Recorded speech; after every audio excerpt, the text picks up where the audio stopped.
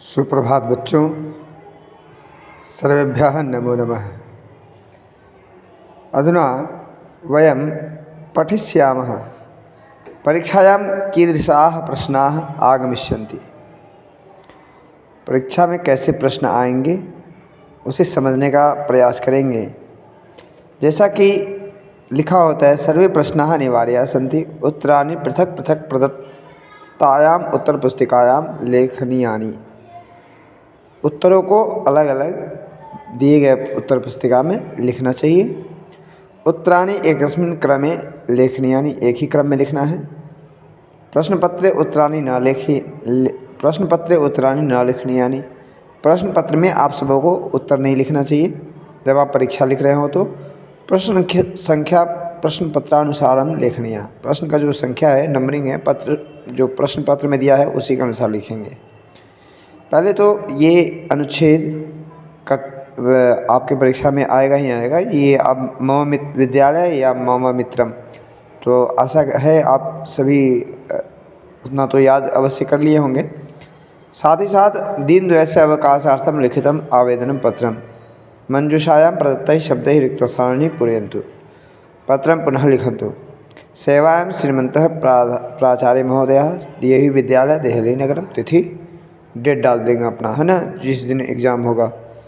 फिर आगे दीनद्वयस्य अवकाशार्थम आवेदनम महाशय सविनयं निवेदनम अस्ति यत् अग्रिमे सप्ताहे मम मातुलस्य विवाह रांची नगरे भविष्यति। अस्मिन् अवसरे डैश स्वपरिवारेण सह गमिष्यामि। तो यहाँ पर गमिष्यामि है तो इसका सब्जेक्ट अस्मिन् अवसरे अहम हो जाएगा। यहाँ क्यों हो जाएगा? क्योंकि गमिष्यामि है। अस्मात् कारणात् अहम विद्यालय आने में असमर्थ, है ना, विद्यालयम आगंतुम, विद्यालय आने में असमर्थ हैं। अतः दीनद्वयस्य अवकाशम स्वीकृत्य माम अनुगृह्णन्तु। धन्यवादः। भवताम आज्ञाकारी शिष्य। ठीक है, शिष्य आज्ञाकारी के बाद शिष्य लगाएंगे पूरा। तो इस तरह से पत्र लेखन आपको करना है। और हो सकता है आपको पत्र लिखने के लिए पूरा का पूरा आ जाए, बट आप सबको याद कर लेना चाहिए। आपको पत्र लेखन की कला आपको अवश्य आनी चाहिए। ठीक है, आगे है क्वेश्चन नंबर 3। क्वेश्चन नंबर 3 में देखिए, इस तरह का प्रश्न प्रायः हर एक कक्षाओं में पूछा जाता है। सीता सह वनम अगच्छत। अब यहाँ पर रामेण हो जाएगा। अब क्यों हो जाएगा आपको मैंने पहले बताया है। प्रतिभिना द्वितीया सह अलम तृतीया नमहदा चतुर्थी उपरि अध षष्ठी, है ना। तो इन उपपद शब्दों पर विचार करते हुए आपको इन उचित शब्द रूपों का प्रयोग करना है। अब सीता हो गया तो सह है तो क्या हो जाएगा? रामेण हो जाएगा। वही है तो आश्रमात् हो जाएगा। नम है तो गणेशाय हो जाएगा। अध है तो वृक्षस्य हो जाएगा। और बिना है तो विद्याम बिना। ठीक है ना। तो इस तरह के प्रश्न परीक्षा में पूछे जाएंगे। आपको मैंने पहले भी कहा है, पहले के वीडियो में भी बताया है कि प्रश्न निर्माण के बाद आपको मैंने बताया था शब्द रूप क्यों याद करें, धातु रूप क्यों याद करें, तो उसको भी एक बार देख लीजिएगा। तो ये अब धातु रूप दृश्य पश्यामि, अब उचित धातु रूपे रिक्त स्थानानि पूरयन्तु। पश्यामि पश्यावः पश्यामः, पठिष्यति पठिष्यतः पठिष्यन्ति, अगच्छत् अगच्छताम् अगच्छन्, वदसि वदथः वदथ, भवतु भवतां भवन्तु। तो ये आपको परीक्षा में इस तरह से आएगा, तो आप इसको आसानी से लिख पाएंगे। पश्यामि पश्यावः और पश्यामः पश्यामः, पठिष्यति पठिष्यतः पठिष्यन्ति पठिष्यन्ति। यही आधार है आपके एग्ज़ाम का। अगच्छत् अगच्छताम् अगच्छताम् अगच्छन् अगच्छन्, इस तरह से। इसमें रामेण हो जाएगा, ये आश्रमात् हो जाएगा, गणेशाय हो जाएगा, और वृक्षस्य हो जाएगा, और विद्याम हो जाएगा। ठीक है। अब यहाँ पर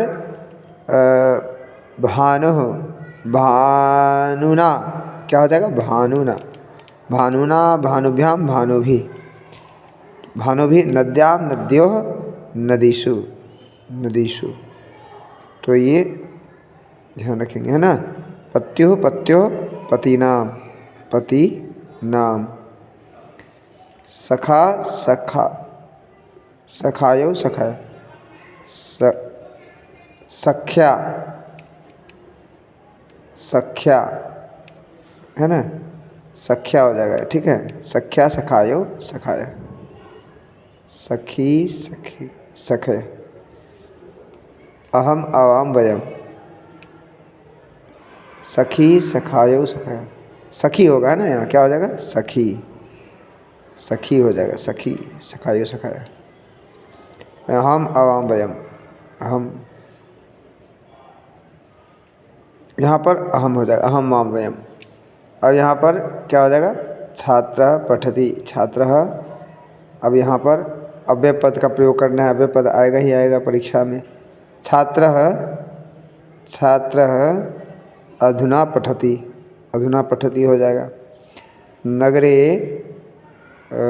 सर्वत्र भवनानि सन्ति, ठीक है। बालकाः तत्र कन्दुकं क्रीडन्ति, है ना। और ये अद्य मम संस्कृत परीक्षा अस्ति, और अद्य मतलब आज। और त्वं कुत्र पठसि, प्रश्नवाचक है तो कुत्र हो जाएगा, ठीक है ना, पाँचवें में। तो इस तरह से आपको करना है। और आपके सिलेबस में जो प्रत्यय हमने आपको पढ़ाया है सिलेबस के अनुसार, उसमें कत्वा और इत्वा कत्वा, ल्यप और तुमुन और अनियर प्रत्यय पढ़ाए हैं। तो आप सभी प्रैक्टिस करेंगे, प्रयास करेंगे, अभ्यास करेंगे तो निश्चित रूप से बना पाएंगे। चल प्लस कत्वा क्या हो जाएगा? चलित्वा हो जाएगा, चलित्वा हो जाएगा। क्यों हो जाएगा चलित्वा? क्योंकि यहाँ पर हलन लगा हुआ है ना। इसी तरह से पठनीय क्या हो जाएगा? पठनीय, पठनीय। आगम्य तो हमने आपको बताया था क्लास में, अवगम्य, अवगम्य, अवगम्य। हसितव्य, हसितव्य, हसितव्या, हसितव्यम। खाद प्लस तुम, खादितुम, खादितुम, खादितुम। अति और इव, अब दीर्घ संधि आपको बता रखे हैं। अति व। महाजोर इंद्र, महेंद्र। क्यों हो जाएगा महेंद्र? क्योंकि यहाँ पर आ है और यहाँ ई है, तो आ के बाद ई रहता है तो ए हो जाता है, आपको पढ़ाया है। आगे देखिए, इति जोर आदि, इति जोर आदि, इत्यादि, इति जोर आदि, इत्यादि। क्यों हो जाएगा इत्यादि? इत्यादि हो जाएगा, इत्यादि इसलिए हो जाएगा क्योंकि यह जो है यह ई है, ई के बाद अ या आ रहेगा तो ई का य हो जाता है, तो इत्यादि बन गया। ये यण संधि हो गया। सूर्य जोर उदय, सूर्योदय हो गया। सूर्य जोर उदय क्या हो जाएगा? सूर्योदय। अ या आ के बाद यदि उ रहेगा तो ओ हो जाता है, सूर्योदय हो गया, ठीक है। सदा जोर एव, सदैव हो गया। तो इस तरह से आपको आएगा परीक्षा में, आप कर लेंगे। आगे है संख्या प्रयोग। संख्या प्रयोग यही क्रम रहेगा आपके परीक्षा का प्रश्नों का। चूँकि ये फाइनल परीक्षा है इसलिए मन लगा करके आप लोग परीक्षा लिखेंगे, इसी आशा के साथ मैं यह वीडियो बना रहा हूँ। तत्र एकम पुस्तकम, जैसा विशेष्य होता है वैसा ही विशेषण होता है, इसी बात का ध्यान इसमें रखना होता है। तो चत्वारि बालकः नहीं होगा क्योंकि चत्वारः होता है, बालकः पुल्लिंग है ना, नपुंसक लिंग रहता तब चत्वारि होता। क्रीड़ा, क्रीड़ा क्षेत्रे द्वादशः, द्वादश क्रीडकाः खेलन्ति। शिवस्य त्रीणि नेत्राणि, पुराणानि अष्टादश, अष्टादश पुराणानि सन्ति, अष्टादशा नहीं होगा, है ना। तो इस तरह से अब आपको हमने पहले भी पढ़ाया है और फिर से एक बार रिवीजन करा रहा हूँ। गद्यांशम पठित्वा अपठित पठित अवबोधनम, यह जो आप पढ़ चुके हैं उसी से आएगा, पठित अवबोधन आता है। गुरुणा सह, गुरुणा सह के अपि वसन्ति शिष्याः, गुरुणा सह शिष्याः, क्या हो जाएगा, एक पदेन है तो एक पदेन में देंगे शिष्याः। आचार्य शिष्यान् किम अयच्छत्, कपोतम, कपोतम अयच्छत्। यहाँ पर क्या हो जाएगा, कपोतम। शिष्या कस्या आदरम, तो यहाँ पूरा वाक्य लिखेंगे। कस्या के जगह पे गुरोह कर देंगे, पूरा वाक्य लिख देंगे। शिष्याः गुरोह आदरम कुर्वन्ति स्म। आसन इति क्रियापदस्य लकारः कः, आसन, आसीत्, आस्ताम, आसन लंग लकार है। शिष्येषु इति पदस्य का विभक्ति, शिष्येषु सप्तमी विभक्ति आपको पढ़ाए हैं। अब आगे है इस तरह से। अब आगे ये जो पठित अवबोधन के बाद आपको रहेगा श्लोक। तो श्लोक रहेगा, विदेशेषु धनम विद्या व्यसनेषु धनम मतिः, परलोके धनम धर्म शीलम सर्वत्र वै धनम। तो यह श्लोक आप लोगों ने याद कर लिया। परलोके किम धनम भवति, परलोक में कौन सा धन होता है, धर्मः, परलोके धनम धर्मः। विदेशेषु का धनम, विदेशेषु धनम विद्या, है ना। तो आप सर्वत्र किम धनम भवति, पूर्ण वाक्य में लिखना है, सर्वत्र शीलम धनम भवति, शीलम सर्वत्र धनम भवति। अच्छा आचरण सभी जगह धन होता है। विद्या इति पदस्य लिंगम किम अस्ति, विद्या पद का लिंग क्या है, तो हमने आपको सिखाया है आकारांत रहेगा तो स्त्रीलिंग लगा देंगे, ठीक है। अब आगे है, देखिए ध्यान से देखिए, आगे है विदेशेषु धनम विद्या। हाँ, विदेशेषु इति पदस्य वचनं किम अस्ति, विदेशेषु, रामे रामयोः रामेषु सप्तमी, तो ये रामेषु सप्तमी है, तो ये विदेशेषु भी सप्तमी ही होगा, बहुवचन, ठीक है। श्लोकम पठित्वा रिक्तस्थानानि पूरयन्तु। तो अन्वय आपको मैंने पहले भी कहा है कि अन्वय एक बार देख लेंगे, आप याद कर लेंगे। विद्यया वर्धते तेजः, विद्यया तेजः वर्धते। अब यहाँ पर क्या लगा देंगे, तेजः वर्धते। विद्यया वपुः वर्धते, विद्यया किम न वर्धते, किम न वर्धते, विद्यया, यहाँ पर क्या हो जाएगा, विद्यया, विद्यया वर्धते तेजः वर्धते, विद्यया वपुः वर्धते, विद्यया विद्यया विद्यया तेजः वर्धते, विद्यया वपुः वर्धते, ठीक है। विद्यया